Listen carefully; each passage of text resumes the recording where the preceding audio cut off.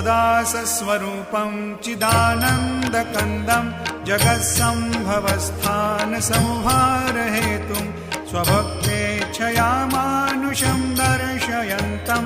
नमामीश्वरं सद्गुरुं सायिनाथं भवद्वान्तविध्वंसमार्तण्डमीड्यं मनोवागतीतं मुनिर्ध्यानगम्यं जगद्व्यापकं निर्मलं निर्गुणत्वां नमामीश्वरं सद्गुरुं सायिनाथं भवाम्भोधिमग्नार्दितानां जनानां स्वपादाश्रितानां स्वभक्तिप्रियाणां समुद्धारणार्थं कलौ सम्भवन्तं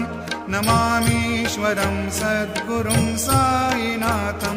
सदा निम्बवृक्षस्य मूलाधिवासात् सुधास्राविणं